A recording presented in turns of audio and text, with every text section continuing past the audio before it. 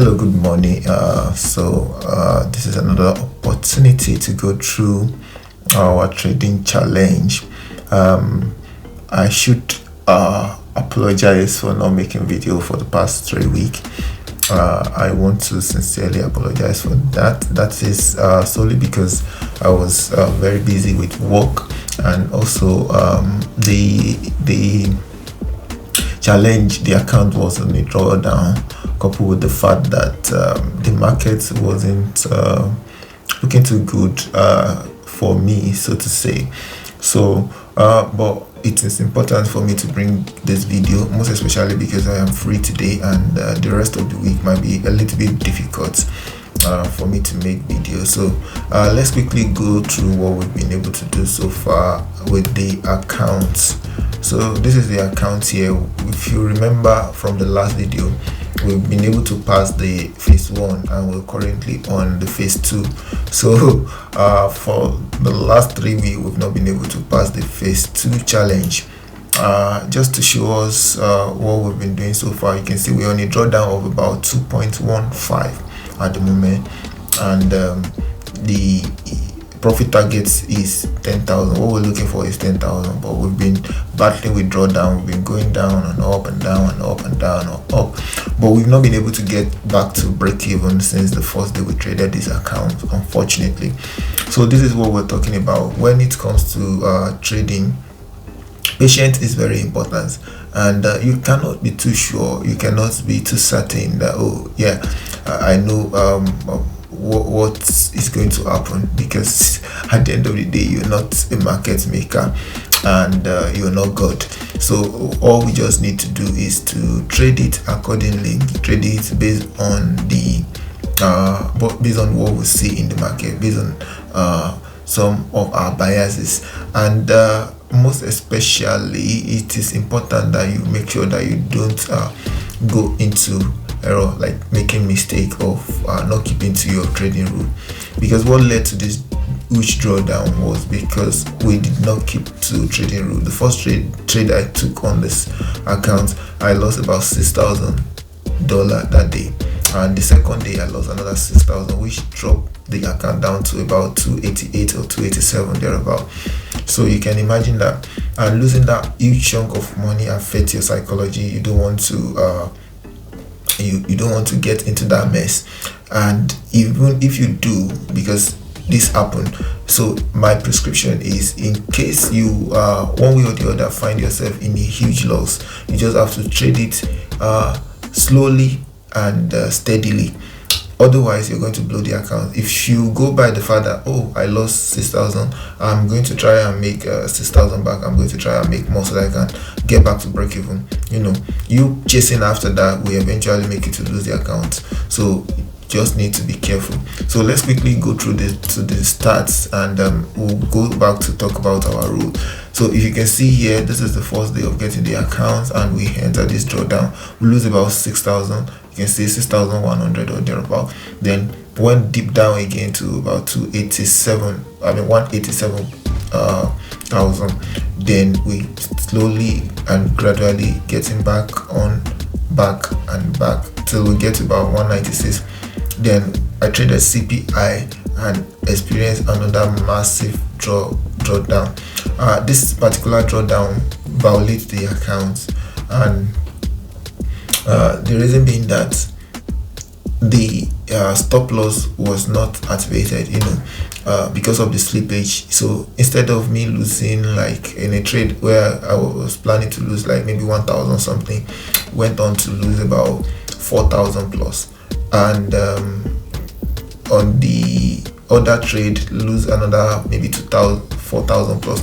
So accumulatively about 10,000 plus was lost. So I had to speak to Fundedness, and they graciously correct that, and they took out the trade, and that was what brought me back to 192. And since then I've been trying to trade it back gradually and slowly to get back to break even. So on the account, that is what we are doing so far. and you should pay attention to these stats. Very important, because this is what tells you what you're doing right and what you're doing wrong. I'm currently on a trade. I've opened 2 trade on Eurocard and the GBP. That is why you see this 77 here. I'm really risking 1% on each of these trade. Now if you look at this average win ratio, I talk about this on the first phase as well, that our average winning trades is lower than our average losing trade, and somewhat this is not too good. But if your winning rate is very high, this might be a good thing. Like on this first phase, our winning rate was very high, it was about 70 something percent. But on this particular one, you can see here we have 60% winning rate, and that is why we're not making sufficient progress at the moment. So that is it on the account so far. So with this trading account, we haven't blown it. For those who are thinking maybe they've blown the account, that's why it's not making video. I haven't blown the account. I'm still trading the account, and hopefully before the end of next week, I'm going to pass the challenge. I'm very positive on that. I will take more time to trade it this week. So let's quickly go through our rule, and so you can see this is important. I keep reminding myself this and reminding everyone that is following this. The rule is what guides us and makes us to achieve the targets. So if you don't keep to the rule, let's say for example, maybe the first trade I took and I lost about 3,000 plus, which is close to the 2% daily loss. If I had stopped trading that day and maybe wait for the next day, I might have won the second day, but I was like, oh, let me try a bit more. Then I lost 6%, I lost 6,000, that is over 3%. Then the next day again, I took another trade, lose about 3,000, 2,000, then go ahead to lose about 4,000. You can see, so it piles up like that and makes it difficult for you to win. But if you're sticking to 2%, they want you to you can only lose the account when you lose about 10% of the challenge account. So if you stick to 2%, that means it's going to take you about, say, 10 trading days, 5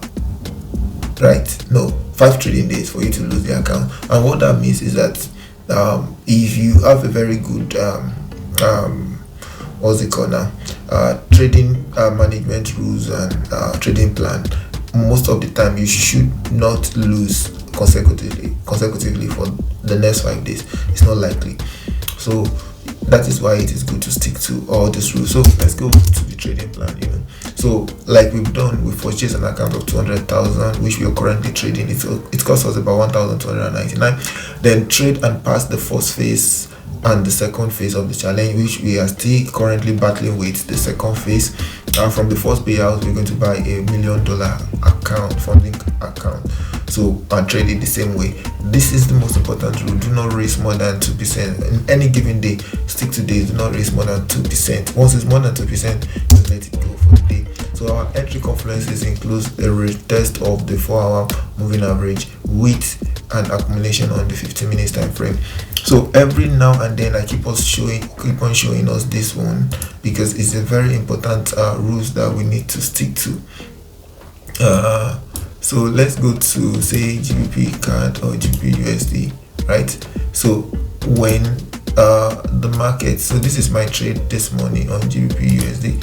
I'm looking forward to buy this market. Hopefully maybe it's going to come up to this place before dropping down again, because it shows obviously that we're on a downtrend. So buying here is not a very good trade, so to say, but I'm positive looking at the support level and the accumulation here. I'm hoping it go up, and if it doesn't, I have a stop loss very close by to get me out of the trade. So if trade come up to this point, we are shorting, because this is the 4-hour moving average. Like what happened here, you can see, come back to this point, short, come back to this point, short. So this is what the rule says. Like here, come back to this point, short. Though this was, if you have short here, this might not be a very good trade, but you will be in profit, so to say. You don't have to know how to exit, which we're going to be talking about the exit criteria as well, because all this put together is what determine what you do in the market and how you trade the market. Currently I'm on Euro card, and this is the trade. You can see here, this is the 4-hour moving average. This was broken here, then a retest came, the market come back to retest it, and now it's going down. So this is very very good trade. As you can see, we're only risking 10 pips, so to say,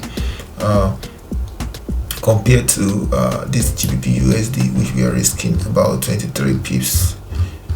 You can see we are risking about 23 pips on this one, and the chances of it going away is low compared to the other one. So the plan or the rules that you've set for yourself is what will guide you and will make you profitable. Another entry compliance is support and resistance, which was what guided us to taking that GBP USD trade with an accumulation on 1 hour time frame. So let's go back to it again. On this GBP USD, we have this is 1 hour time frame, right? This is an accumulation, a up, down, a up, and look at it, it's slowly trending up, plus the fact that we have a support here, and it's been falling quite a while, though this doesn't mean anything. It can continue to fall that way without stopping. That has happened over and over, so that is not enough for us to take the trade. But based on the fact that there is an accumulation here, and I'm thinking that it should push up a little bit before dropping down. I might exit. Like you can see that it already came back. It was trading up here and it already came back down. I think I should even exit now. Let me do that now. It's not looking good for the GBP USD trade. It's not looking good for it. But what's this the time now? Okay, it is 8 o'clock already. You can see here it keep push up to this point, then break down again, then this one is coming back to retest this. I'm going to exit this particular trade once we are able to enter into a little profit. I will exit it. Let me just leave that for now. Let's talk about the last confluences. Retest of the daily moving average with accumulation on the 15 minutes time frame, with a break and retest on the 15 minutes time frame. So when we're taking this daily time frame moving average, which I've taken a couple of trades, sorry, not that one, I've taken a couple of trades based on this. So let's go to the daily time frame. Right, so this is our daily time frame. I took this trade here on was it on Thursday, when FOMC was released. There was a retest here, right, and the market was ranging around this level. But because of the fact that the account was in a loss, I couldn't hold it for a very long time to cash all this people. So I exited somewhere around here because I was worried that with FOMC it might break it, but FOMC eventually helped it and it continued to trade up. So this is a typical example. This is another example: retest, push, then push up. Countless of example of such. You see a breakout, come back to retest, then it continues to move up. So this, because we've seen this over and over in the market, you can see coming, retest, push down, retest, push down, retest, push down, retest, push down, retest, push down, breakout, then retest again, push up, retest again, push up, retest again. So what are we saying? So having seen this, that tells us that okay, if we are looking for variables like this, that might help us to win in the market. So that this is all the idea about the trading plan, and you setting yourself up with rules like this. So let's go to the exit confluences. Set a take profit. This is no brainer. So your take profit is 20 pips, just take it. Sometimes you may take profit at 20 pips and the markets might continue to go up to 100 pips, which could be very difficult to bear that kind of thing, that you see that, oh, I could have waited and make this huge money. But then you have to think of the fact that if you don't set take profit at that level, it might come back to retest to kiss your stop loss and you lose. Then set stop loss. So stop loss is also an exit criteria. When you see, so stop loss are set based on some key variable. So you don't just set stop loss at anywhere, just say, oh, okay, because my mentor said shouldn't risk more than 20 pips. No, there should be market structure that determines your stop loss. Then failure to break a support and resistance level after 1 hour on retest of higher time frame moving average, on test of higher time frame moving average. Say for example you're trading for 4-hour time frame and it goes on to test daily time frame, then you should exit because it might retrace from that level. Then unexplainable spike either for you or against you.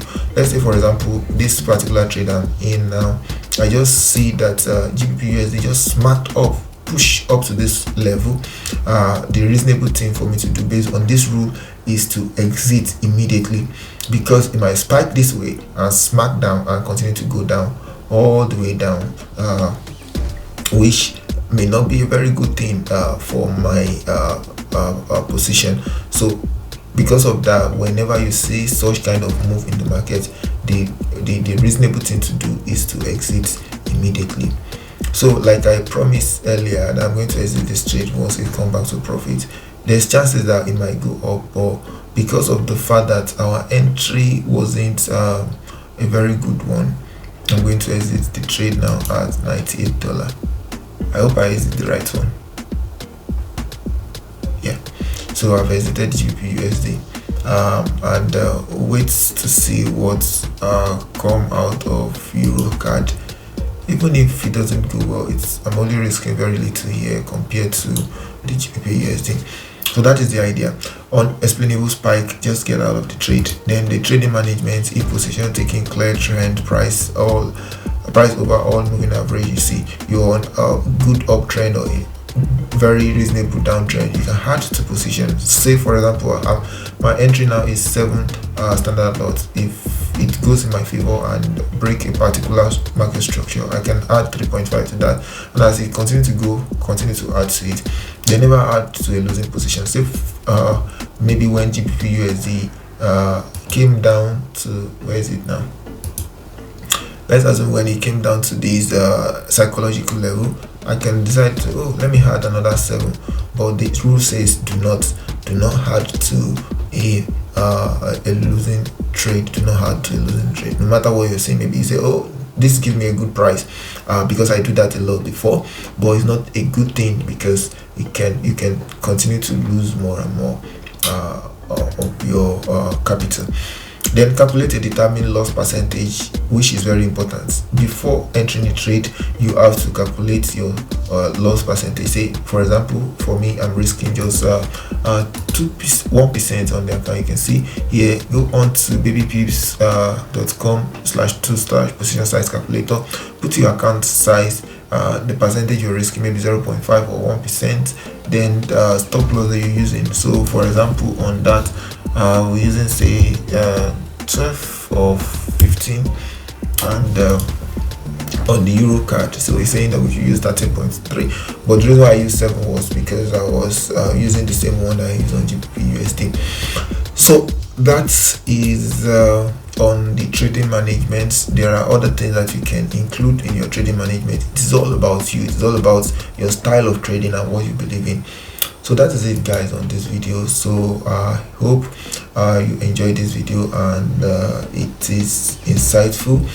So I'll see you in the next one. Thank you.